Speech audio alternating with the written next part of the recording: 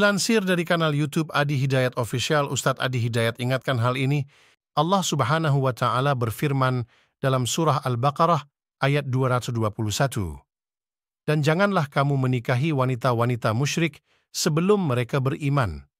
Sesungguhnya wanita budak yang mukmin lebih baik dari wanita musyrik, walaupun dia menarik hatimu. Dan janganlah kamu menikahkan orang-orang musyrik dengan wanita-wanita mukmin sebelum mereka beriman. Sesungguhnya budak yang mukmin lebih baik dari orang musyrik, walaupun dia menarik hatimu. Mereka mengajak ke neraka, sedang Allah mengajak ke surga dan ampunan dengan izinnya. Dan Allah menerangkan ayat-ayatnya, perintah-perintahnya kepada manusia supaya mereka mengambil pelajaran. Surah Al-Baqarah 221. Allah SWT melarang umatnya untuk melaksanakan pernikahan beda agama, sekalipun wanita musyrik tersebut membuat kita jatuh cinta, sedangkan yang mukmin akan mengajak ke surga. Berbeda dengan laki-laki, untuk perempuan Allah membahasakan dengan jangan menikahkan, bukan jangan menikah. Hal ini disebabkan bahwa anak perempuan itu selamanya menjadi tanggung jawab walinya. Jika walinya menikahkan anak perempuannya dengan orang non-muslim, maka tak hanya anaknya yang hidup dalam pernikahan yang fasad, tetapi bagi ayahnya akan mengalir dosa selama anaknya belum cerai. Untuk lebih jelasnya kita simak penjelasan Ustadz Adi Hidayat di YouTube channelnya mengenai pernikahan beda agama. Bagi pria-pria muslim yang memang serius berumah tangga untuk mewujudkan hikmah-hikmah kehidupan berumah tangga, sakinah, mawaddah, rahmah, memberikan bimbingan yang benar, boleh pria muslim itu menikahi perempuan dari kalangan ahli kitab. Ingat ya, ingat baik-baik bahwa redaksinya pria muslim dengan perempuan ahli kitab. Tidak sebaliknya. Jadi yang dibenarkan adalah jika ada prianya, laki-lakinya muslim, perempuannya ahli kitab. Jadi bukan perempuannya muslimah, laki-lakinya ahli kitab, bukan. Jadi laki-lakinya muslim, perempuannya ahli kitab. Dan yang dimaksud ahli kitab yang saya jelaskan tadi, meyakini, mengakui kebenaran risalah Nabi Muhammad SAW, namun belum beriman, ya, belum masuk Islam, belum bersyahadat karena faktor-faktor tertentu. Tapi ada pengakuan dalam dirinya, ada kebenaran yang dia akui, dia tahu tentang itu, ya, maka dengan keadaan dirinya sebagai perempuan dan hikmahnya dalam kehidupan rumah tangga, laki-laki diposisikan sebagai pemimpin yang mengatur, membimbing, mengayomi, menyayangi, sehingga dalam posisi itu bisa membina rumah tangga dengan baik, membimbing istrinya, mengarahkan, memberikan pencerahan, sehingga diharapkan dengan itu, pertama, dapat menerima risalah Islam dengan baik. Itu satu.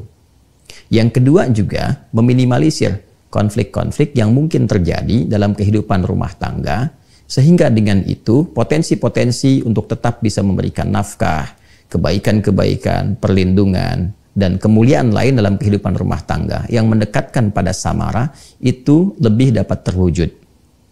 Sebaliknya, Islam melarang tegas bagi perempuan muslimah untuk menikah, berumah tangga, ya, berhubungan secara formal, ya, dan apalagi non formal, itu sangat dilarang, ya kan?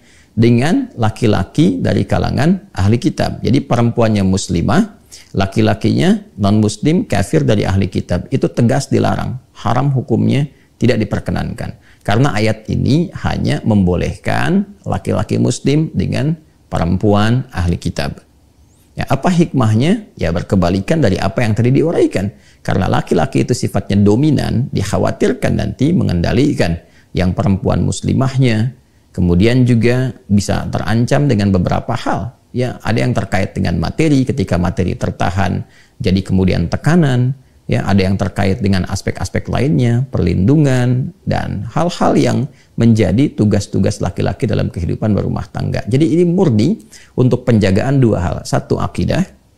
Ya, yang kedua adalah kemungkinan-kemungkinan besar untuk mendekatkan kepada aspek samara. Ini terkait dengan ahli kitab, jika memang itu masih didapati.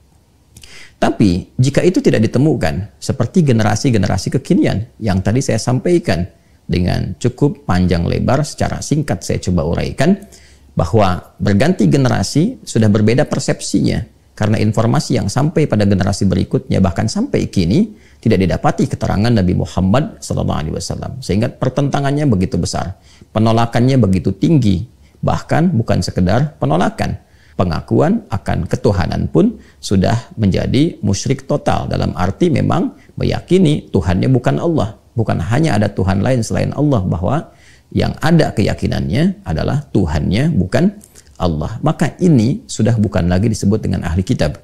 Sekalipun boleh jadi ada yang menyematkan dirinya dengan nama Yahudi atau bahkan Nasrani, atau disebut juga sekarang ya berbeda dengan Nasrani, ada diksi lagi yaitu Kristen. Nah, jadi Kristen saat ini jika tidak mengakui kenabian Nabi Muhammad SAW, jika tidak kemudian mengimani Nabi Muhammad SAW sebagai nabi penutup dan meyakini bahwa Allah itu Subhanahu wa taala sesungguhnya adalah Tuhan, walaupun barangkali ya ada meyakini Tuhan selain Allah, itu tidak masuk dalam kategori ahli kitab. Apalagi jika memang sudah menolak Allah sebagai Tuhan, Nabi Muhammad itu bukan nabi, bukan rasul, ya dan seterusnya dan menganggap Islam totally different, sangat berbeda, maka itu tidak masuk dalam golongan ahli kitab. Maka tidak berlaku hukumnya yang di Al-Maidah ayat kelima. Maka Allah menurunkan ayat khusus di dalam Al-Quran surah kedua Al-Baqarah di ayat 221. Allah berfirman, "Wala tankihul musyrikati hatta yu'min. Wala amatum mu'minatun khairum min musyrikati walau a'jabatkum. Wala tunkihul musyrikina hatta yu'minu. Wala 'abdun mu'minun khairum min musyriki walau a'jabakum. Ulaika yad'una ilan nari wallahu yad'u ilal jannati wal maghfirati biiznih." Dan janganlah kalian menikahi perempuan yang musyrik, artinya golongan kedua dari non muslim, dari yang belum beriman, sampai perempuan-perempuan itu beriman. Sungguh bila pun ada seorang budak yang secara sosial dipandang kelasnya rendah, namun dia beriman, itu lebih utama untuk dinikahi dibandingkan dengan perempuan musyrik yang belum beriman, walaupun secara fisik misalnya atau status sosial begitu menarik.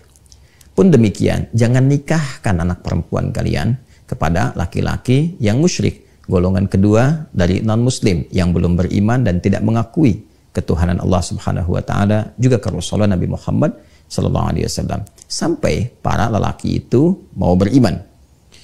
Lelaki yang secara status sosial dipandang rendah tapi dia beriman, berperilaku yang baik, itu lebih utama untuk dinikahkan anak perempuan kalian dengan mereka dibandingkan dengan laki-laki musyrik dengan sifat-sifat yang tadi disebutkan. Sungguh mereka berpotensi membawa anak-anak kalian jika nekat untuk dinikahkan kepada situasi-situasi yang sulit, bahkan terancam saat kembali kepada Allah Subhanahu wa taala dengan ancaman-ancaman yang nyata. Karena itulah kemudian berpalinglah kepada ketetapan Allah yang lebih mengarahkan kepada nilai kemuliaan, nilai-nilai kebahagiaan, dan demikian Allah menjelaskan kepada kalian ketentuannya supaya kalian mengerti dan lebih mendekatkan diri kepada Allah Subhanahu wa taala. Ternyata ayat ini memberikan penegasan. Pertama, larangan menikah antara laki-laki dan perempuan beda agama. Baik itu laki-lakinya muslim dengan perempuan non-muslim, atau sebaliknya, perempuan muslimah dengan laki-laki non-muslim dalam keadaan kafir. Kategori yang kedua yaitu musyrik, kafir dan musyrik secara bersamaan, bukan dari golongan ahli kitab. Jadi mutlak dilarang, mutlak diharamkan. Yang kedua, Allah menegaskan bahwa tujuan berumah tangga itu sejatinya adalah membangun ketakwaan, membangun kedekatan dengan Allah Subhanahu wa taala dengan cara meningkatkan ibadah, meningkatkan amal saleh, dan meniatkan kehidupan rumah tangga itu untuk mendekat kepada Allah. Bagaimana itu bisa dibangun sedangkan pasangan hidupnya beda keyakinan? Dan ini problemnya juga akan mereduksi nilai-nilai sakinah yang sangat diharapkan dalam kehidupan rumah tangga. Coba Anda renungkan, Anda pikirkan, yang satu ke masjid, yang satu ke tempat ibadah lain. Di dalam rumah didapati situasi yang berbeda. Nanti ketika muncul anak, muncul problem lagi. Mau dibawa kemana anak itu? Dan seterusnya. belum problem warisan, belum problem nanti dari kedua keluarga, dan ini akan menyulitkan. Karena itu bertakwalah kepada Allah Subhanahu wa Ta'ala. Hidup kita itu terbatas, sementara. Kita itu hanya bertugas, satu saat kembali kepada Allah Subhanahu wa Ta'ala. Jangan kemudian hukum-hukum yang nyata yang memang sudah disiapkan untuk memberikan kedamaian, ketentraman, diutaati kembali dan menampilkan semangat-semangat baru dengan kata-kata diksi yang baru seakan-akan benar, dengan frame toleransi, dengan frame misalnya kearifan sosial dan sebagainya. Sungguh semua itu tidak akan bisa menghadirkan ketenangan-ketenangan, samara yang memang desain mendapatkan itu telah ditetapkan sesuai dengan ketentuan yang menciptakan kita semua. Ini bukan bagian dari sifat intoleran, tidak. Tapi sungguh ini bagian dari penjagaan kepada kita semua. Justru ini bagian dari sifat toleransi tertinggi. Toleransi itu mengharapkan semua orang mendapatkan kebaikan, kebahagiaan, kenyamanan.